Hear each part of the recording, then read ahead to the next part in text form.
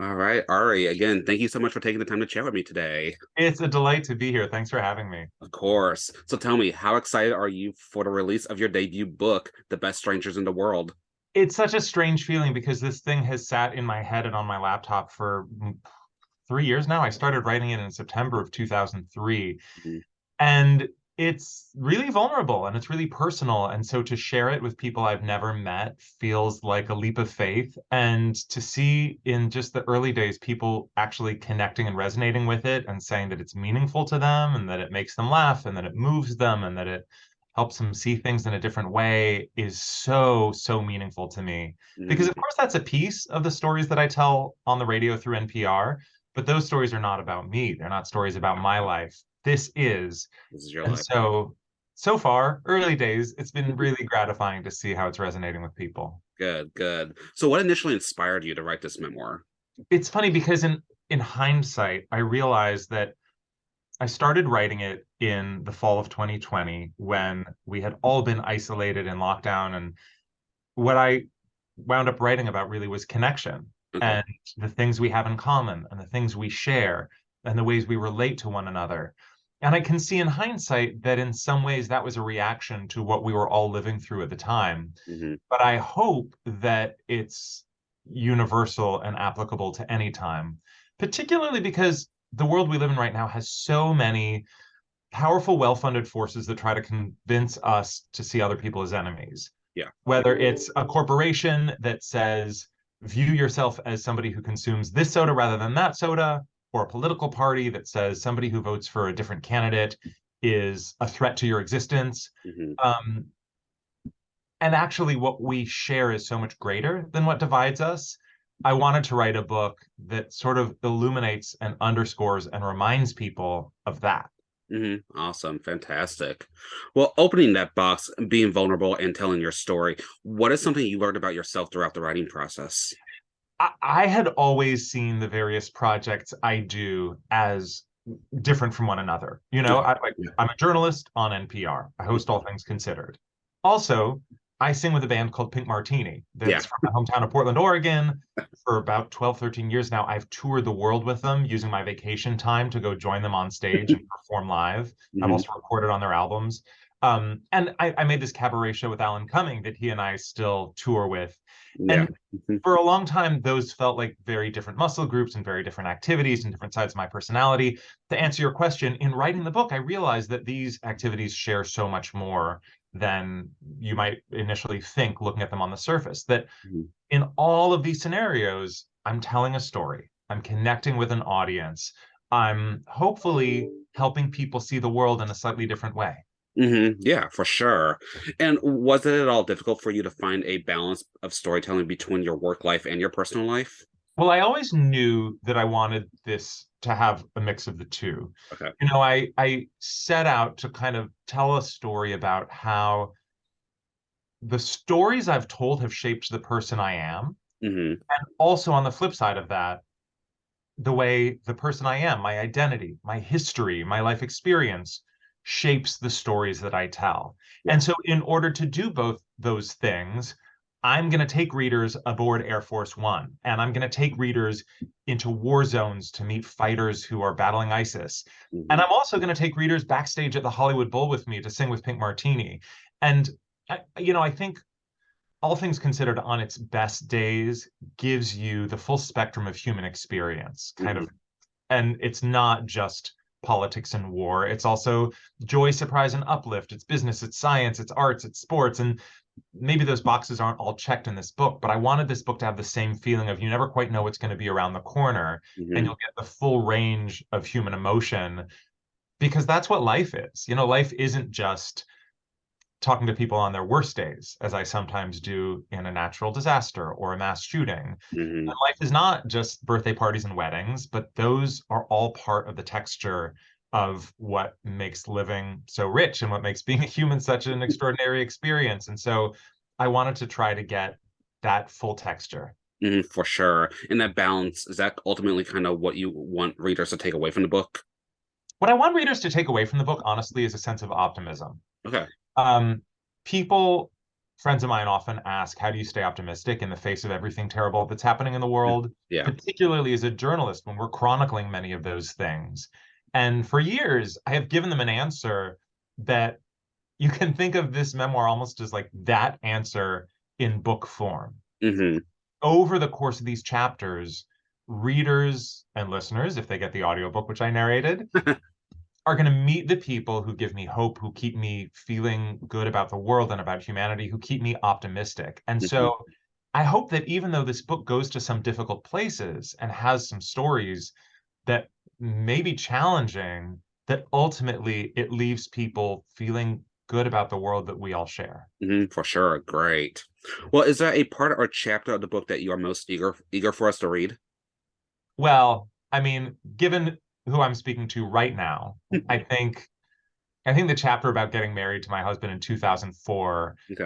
um, is going to be interesting for people to see a side of me that I don't often talk about on Hmm. NPR. I've been out my entire professional life, and I've mentioned my husband once or twice on the radio. Actually, the first time I mentioned him was in a disclosure because I was interviewing an author of a book about the legal national security policies of the Obama administration. Hmm. And I said, by way of disclosure, my husband worked on some of these issues when he was in the White House counsel's office. That was like the first time I said husband on the radio. Yeah. Anyway, the point is, I think the story about when he and I went to San Francisco in 2004 and got married at City Hall when it was a huge national controversy. It was like the forefront of the culture wars, and unwittingly became a part of the story. Yeah. Um, I I'm excited for people to read that and hear how they respond to it and what they think of it. Yeah, for sure. And what happened with your marriage that it got annulled by the state of California? You didn't Mhm. accidentally became the poster child for gay marriage, is that correct? Exactly. So when we were getting married, we tried to keep a low profile because I was a young reporter just beginning my career, and I felt like I shouldn't be a part of this thing that everybody was debating because it was my job to narrate the debates, not to participate in them. But I wanted to marry my college boyfriend. So we went and got married, and I told my boss I would leave my NPR tote bag at home. And it was such an emotional moment as we were exchanging our vows and, um, exchanging rings that we didn't see the TV camera over our shoulder. Ah. And it was only when we got home that night that somebody pointed out we were on the local NBC affiliate's news story that day Hmm. about the same-sex marriage controversy. Not with our names, they didn't interview us. It was just B-roll background video footage. But then that footage made its way to the NBC Nightly News and Okay. MSNBC and CNBC. And so basically, anytime any NBC affiliate or network did a story about same-sex marriage for, I don't know, maybe 5 years, Hmm. ours were the faces that were like representing that story. And it wasn't until I was the justice correspondent for NPR covering legal affairs, um, and I got a call from the justice correspondent for NBC, Pete Williams, who said, "Hey, Ari, I think you're in the B-roll for the same-sex marriage story I'm doing tonight." And I explained the situation to him, and I said, "Look, I have had a long and glorious reign as the face of same-sex marriage, but I'm ready to pass the tiara to someone else." And so he said he would have me removed from the NBC video library, and that was the end of my reign. That was the end of your reign. Well, Mhm. you and your husband, you never officially got remarried, did you? That's true. So that first time we got married, it was annulled by the state of California. And then a year later, we went and we had a wedding that we actually took time to plan because that first one was 3 days' notice. Yeah. And so we invited family and friends, and his family rabbi and my family rabbi jointly officiated that ceremony. It was in Napa Valley, but at that point, same-sex marriage still wasn't legal in California. So it was a religious ceremony, but it was not a legal one. Okay. And so, yeah, as I reveal in the book, I've now been married twice to the same man, and we're still not legally Not married. legally. Yeah. But we call each other husband, and we It's have dogs easier and a that house, way. so we're basically married. Yes, yes. Well, what are your thoughts about the future of gay marriage? Do you think it's as big of an do you think it's in as big of jeopardy as some people fear? You know, I think right now, LGBTQ people are under assault in various ways that are an immediate and real threat to people's lives and livelihoods. Hmm. I don't know whether same-sex marriage will be the next shoe to drop, but I think right now there's enough for people to focus on Yeah. not potential threats, but real threats. And I take solace in knowing that this is not the first time LGBTQ people have had to fight for the right to exist.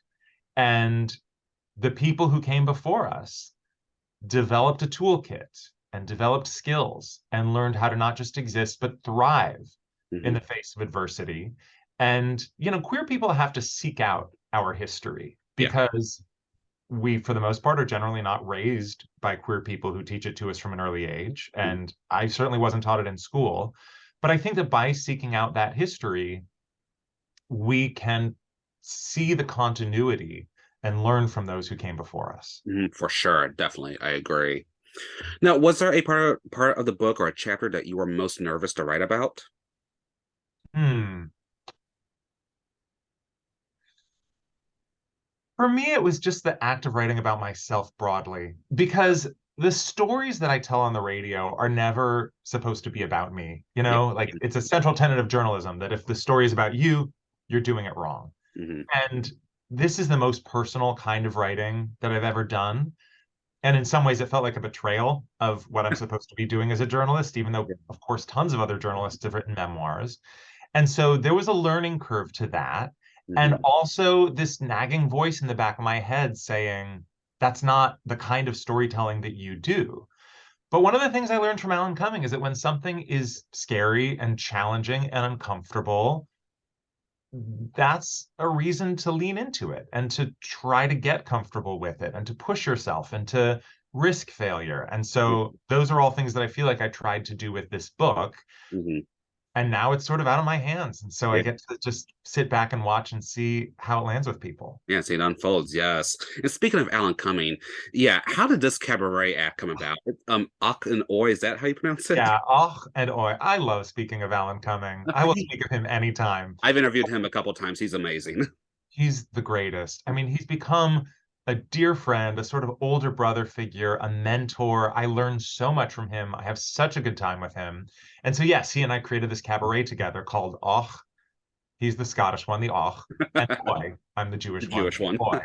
And it's basically 90 minutes of us making each other laugh and hopefully making the audience laugh and singing a bunch of songs and telling a bunch of stories.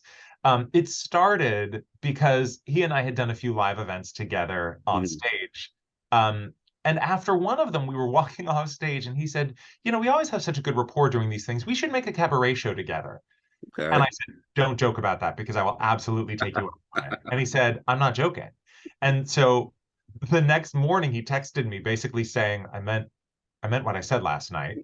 And so we spent one weekend in New York at his house figuring out what this thing could possibly be. Hmm. One weekend in DC at my house figuring it out. And then the next time we saw each other was our opening night in Provincetown, Wow. Massachusetts, where for just those performances, we gave it a different name. We called it Alan Cumming and Ari Shapiro, a soft opening. Okay. And we made lots of jokes about how much people had enjoyed our soft openings over the years. Very nice. Awesome. And of course, a large chunk of this book does talk about your career as a journalist, being on NPR, being a White House correspondent. But you kind of mentioned before in other interviews that this was kind of an unlikely ascent.